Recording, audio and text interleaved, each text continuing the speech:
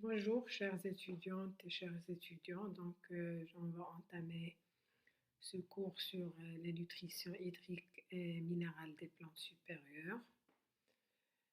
On va entamer, dispenser toujours pour les étudiants en filière SVI, semestre 4, module physiologie végétale, à la faculté des sciences de Dar el Merez de Fès.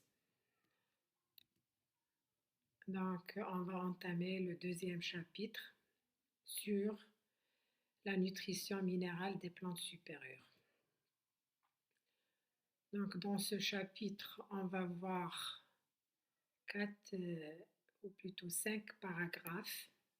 Le concept d'éléments essentiels et distinction entre macro et microéléments. Les méthodes utilisées pour l'étude de la nutrition minérale des plantes. On va voir un troisième paragraphe sur les rôles métaboliques des éléments minéraux essentiels. Cinquième et dernier paragraphe sera consacré au sol, aux racines et aux absorptions des nutriments. Donc on va finir par le cas particulier de l'absorption et du métabolisme de l'azote, puisque l'azote est très important pour l'alimentation minérale des plantes. Aujourd'hui, avec cette séance, on va répondre à ces 3 questions principales. Que signifie la nutrition minérale des plantes? Qu'est-ce qu'un nutriment pour une plante? Quels sont les éléments minéraux essentiels? Donc, avant d'entamer ces réponses, j'aimerais bien vous faire part de justement le fait que les plantes sont les producteurs primaires dans une chaîne alimentaire et donc elles sont essentielles pour justement les êtres humains, les animaux, etc. puisque en fait, les seuls êtres vivants qui vivent en interface entre 2 milieux complètement différents, c'est-à-dire le milieu souterrain où donc sont ancrées les racines et puis le milieu aérien où pousse la partie aérienne de la plante. Les plantes se contentent de concentrations très très faibles en CO2 de l'ordre de 0,5% dans l'air pour leur réaction photosynthétique et puis des concentrations aussi très très faibles au niveau du sol pour les concentrations en minéraux pour convertir donc cette matière inorganique en matière organique. Comme je disais, un environnement complètement inorganique, le CO2 dans l'air, l'eau et les sels minéraux. La nutrition hydrique qu'on a évoquée pendant les 2 premières séances et la nutrition minérale qu'on va donc évoquer dans ce deuxième chapitre. Et donc, la nutrition des plantes se réfère aussi à la photosynthèse, mais c'est ce qui ne nous intéresse pas du tout pendant ce cours, c'est plutôt, on va consacrer donc ce chapitre à l'absorption directement par les racines des éléments minéraux du sol. Donc, le concept d'éléments essentiels est la distinction entre macro et microéléments. La première question qui se pose, que signifie la nutrition minérale des plantes? Alors, c'est l'étude de la façon dont les plantes vont obtenir et utiliser les nutriments minéraux. Pourquoi la nutrition minérale est importante? Parce que justement, dans les sols naturels, il y a toujours une déficience en éléments minéraux, donc c'est ce qui va compromettre la croissance et la productivité primaire. Comme je disais tout à l'heure, ce sont les producteurs primaires, les végétaux, et donc ça va compromettre toute la chaîne alimentaire. Comme vous le voyez sur cette photo, qui indique justement qu'une bonne alimentation minérale au niveau des racines va permettre une bonne croissance des plantes tout simplement. Et puis, on a remarqué pour les rendements agricoles, dans les champs, une bonne fertilisation accroîtrait de façon optimale la croissance des plantes et donc le rendement qui nous intéresse, notamment pour les céréales, les légumineuses, etc. Donc en fait, le rendement de la plupart des plantes cultivées augmente de façon linéaire avec la quantité d'engrais qu'on va ajouter, selon donc, cette étude de Lomis et Conner en 92. Ce domaine de recherche est au cœur de l'agriculture moderne et puis de la protection de l'environnement parce qu'il ne faut pas tomber dans l'excès justement quand on va euh, ajouter de grandes quantités d'engrais. Déjà, ça revient très très cher pour l'agriculteur et ça engendre une pollution, notamment les nitrates. On aura l'occasion d'en parler par la suite dans ce cours. Qu'est-ce qu'un nutriment pour une plante? Donc, pour définir qu'est-ce qu'un nutriment, c'est pour une plante, c'est un élément chimique qui est essentiel pour la croissance de la plante et pour sa reproduction, aussi bien donc pour la phase végétative que pour la phase reproductive, donc tout le cycle vital de la plante. Un élément essentiel est un terme souvent utilisé pour identifier un élément nutritif.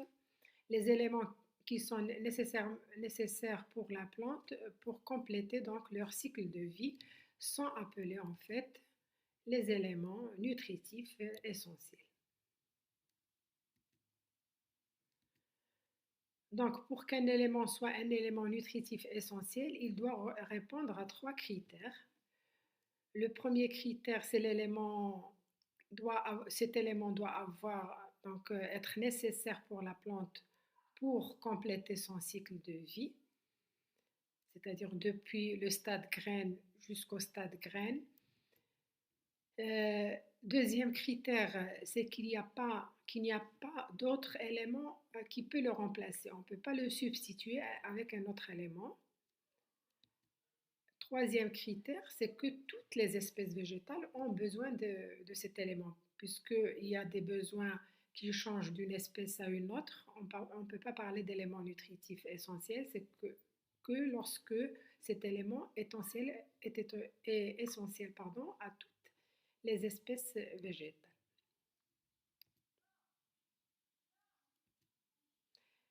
Donc les plantes ont besoin de ces éléments. Les chercheurs en nutrition minérale ont relevé donc ces 16 éléments qui sont essentiels pour la croissance des plantes. Chaque élément a une fonction cruciale et très importante pour la plante. Ces éléments sont donc nécessaires en quantité variable selon les tissus végétaux, c'est ce qu'on va voir par la suite. Donc les éléments nutritifs diffèrent par la forme sous laquelle ils vont être absorbés par les plantes. Par exemple, pour l'azote, c'est sous forme de nitrate ou d'ammonium. Pour le phosphore, c'est sous forme de phosphate, etc. Donc la forme diffère d'un élément à un autre. Leur fonction au sein de la plante, on va voir que chaque élément jouerait un rôle bien spécifique pour que ce soit donc métabolique, physiologique ou structural, etc. Leur mobilité aussi, tous les éléments minéraux n'ont pas la même mobilité. Il y a même des éléments qui sont complètement immobiles et d'autres qui sont très mobiles au sein de la plante. Et puis les symptômes caractéristiques d'un déficit ou d'une toxicité, c'est-à-dire un manque d'un élément ou au contraire qu'on va ajouter des concentrations très importantes, j'ai évoqué tout à l'heure, c'est-à-dire l'excès en engrais, etc. Ça peut engendrer des toxicités et symptomatiques au niveau des plantes. La troisième question, quels sont les éléments minéraux essentiels? Donc, on en a parlé tout à l'heure, il y en a 16.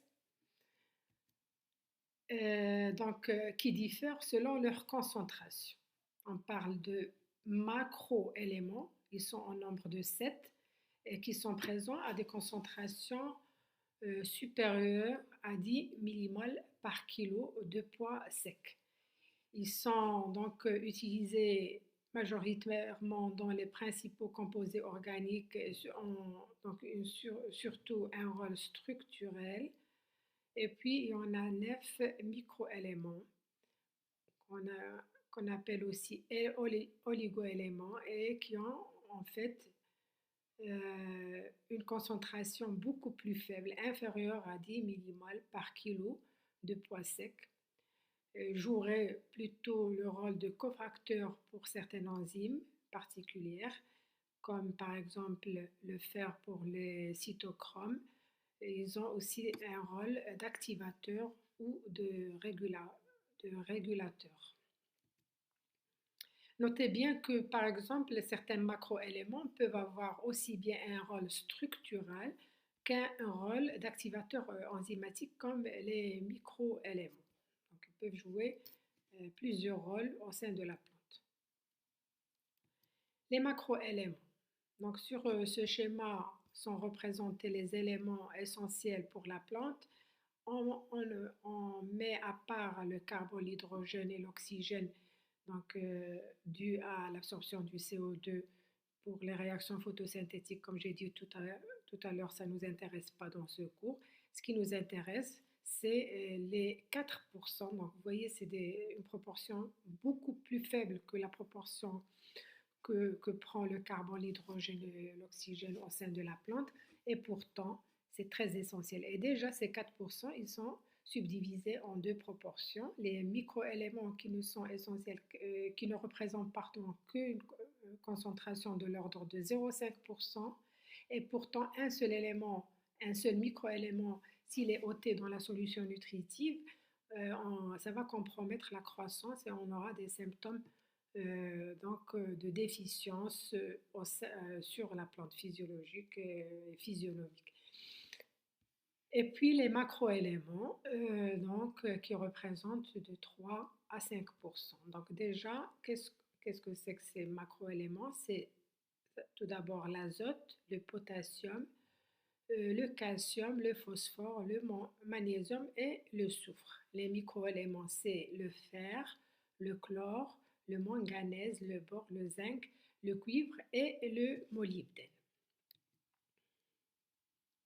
Donc, comme je disais, ça ne représente la totalité des éléments minéraux que 4% de la masse d'une plante et cependant la croissance des plantes est très très sensible à la carence en un seul élément parmi ces éléments, ces 16 éléments qu'on a évoqués à l'instant.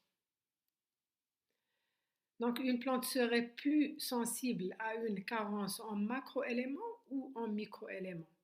Donc, malheureusement, je n'ai pas les étudiants devant moi pour me répondre, mais souvent, ils ont la bonne réponse. C'est en fait, bien sûr, en microéléments, puisque la plante, elle n'en a besoin qu'à des concentrations très, très faibles. Donc, elle va donc être plus sensible quand il y a un manque en un microélément plus qu'un macroélément qui est donc représenté par des concentrations 10 fois plus que les microéléments. Donc, les quantités relatives des éléments essentiels dans les plantes, donc comme vous le voyez, donc c'est presque une répétition de ce qu'on avait vu tout à l'heure. Donc, l'hydrogène, le carbone et l'oxygène sont majoritaires et les macro-éléments, ce qui nous intéresse ici. Donc, vous voyez les valeurs données en grammes par kilogramme de la matière sèche. Et donc, voilà, l'azote, le potassium et le calcium représenterait les composants majoritaires et puis suivi par le magnésium, le phosphore, le soufre. Et dans les microéléments, c'est donné, donc vous voyez, les valeurs, c'est donné en fait en milligrammes par kilogramme de la matière sèche. Et donc vous voyez ces valeurs qui changent d'un élément à un autre, mais qui sont en fait beaucoup plus faibles que les concentrations requises en macro-éléments.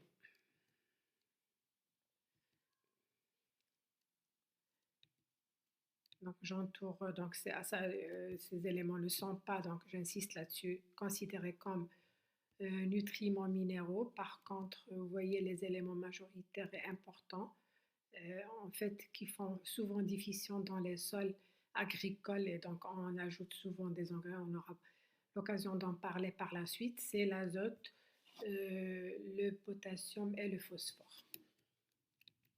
Alors que celles-là sont très faibles concentration, mais restent quand même très essentielles. Donc, je le dis toujours aux étudiants, quand on parle de microéléments, ça ne veut pas dire qu'ils ne sont pas essentiels, c'est en référence à leur concentration. Ils sont très très importants pour la croissance des plantes. Comme je disais, un seul élément qui ferait défaut dans le sol va compromettre la croissance normale et le cycle vital de la plante. Ça, c'est donc ce camembert pour montrer justement les concentrations en macroéléments. Donc le bleu, l'orangé, plutôt le rose foncé et le vert, c'est contribuent aux trois éléments importants, l'azote, le potassium et puis le calcium. Et puis le phosphore, le soufre et le magnésium, presque les mêmes proportions. Comment peut-on déterminer les éléments essentiels? Alors, on peut les déterminer par les techniques donc des études nutritionnelles. Premièrement, par l'utilisation de la culture hydroponique, c'est la culture hors sol. Je pose toujours cette question aux étudiants. Je leur dis, est-ce que le sol est important pour la croissance des plantes?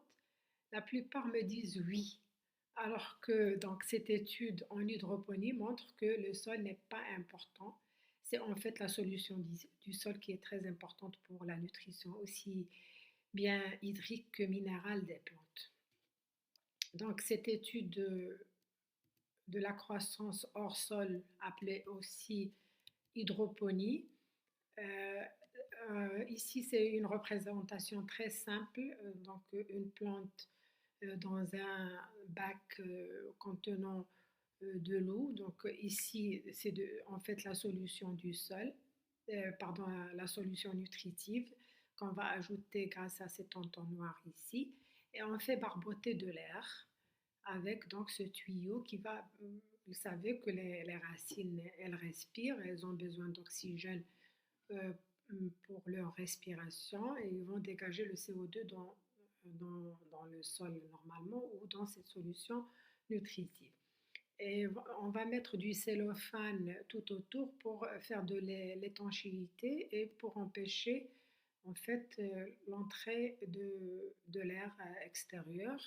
Et on va envelopper avec, donc soit on va peindre avec du noir, soit envelopper dans un tissu noir, juste pour donc empêcher que la lumière traverse donc le verre et ce qui va engendrer la croissance des algues qui vont entrer en compétition avec donc le prélèvement racinaire. Donc, comme je disais, là, c'est l'entonnoir apportant l'eau et les nutriments, donc la solution nutritive. Et puis ici, donc, c'est le cellophane, comme je disais, pour faire l'étanchéité autour de ces tubes. Et puis le tube d'aération.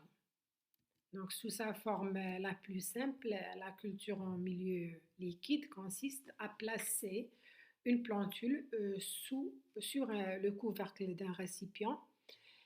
Et donc, les racines vont se développer dans la solution nutritive qui doit être aérée, comme je disais, pour obtenir une croissance maximale. L'anoxie, c'est-à-dire le manque d'oxygène, réduit l'absorption des racines au niveau, l'absorption des nutriments au niveau des racines. Et le récipient, comme je disais, est peint en noir pour réduire le développement des algues qui rentreraient en compétition pour les nutriments de la solution nutritive. L'inconvénient de cette méthode, c'est que cette méthode, elle permet une diminution sélective de certains ions puisque les ions vont être prélevés au niveau des racines et donc ça va engendrer un manque d'un élément. Donc il faut renouveler à chaque fois la solution nutritive Et puis, il y aura donc, automatiquement une variation du pH. Donc, qui dit prélèvement d'ions dans la solution, ça va engendrer une variation du pH du milieu. Et on va voir que le pH du milieu par la suite du sol est très important dans l'alimentation minérale des plantes. Donc, la croissance va ralentir considérablement. C'est pour ça qu'on a trouvé une autre alternative pour ces techniques de culture en hydroponie qu'on appelle les techniques de film nutritifs.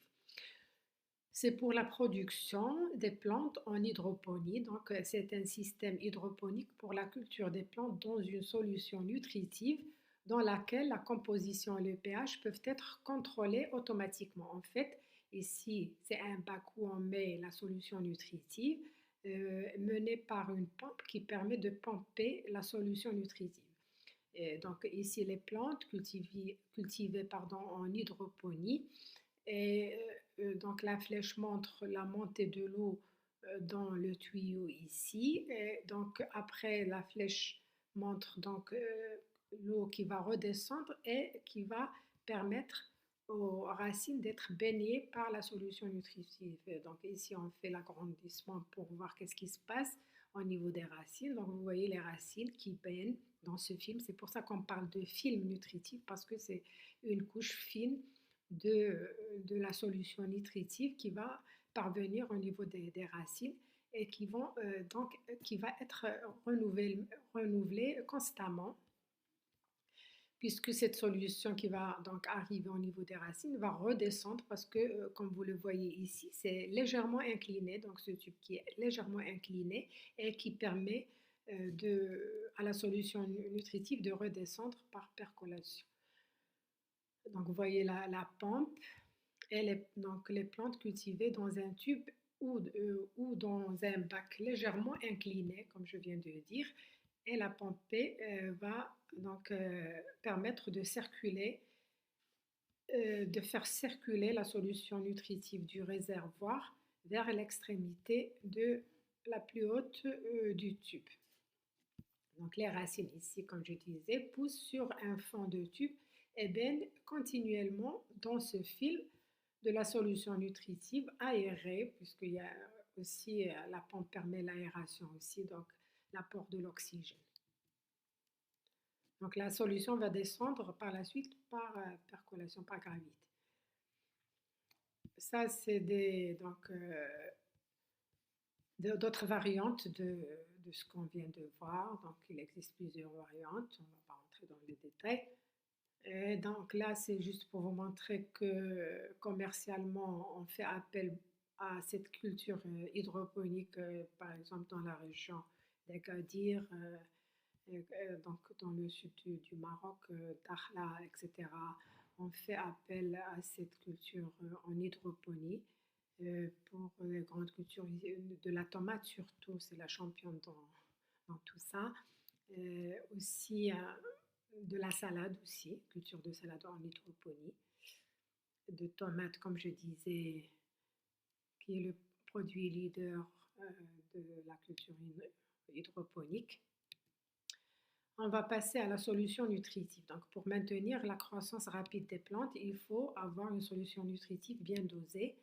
Le premier ou le pionnier à développer une solution nutritive, c'était Knops, qui a normalement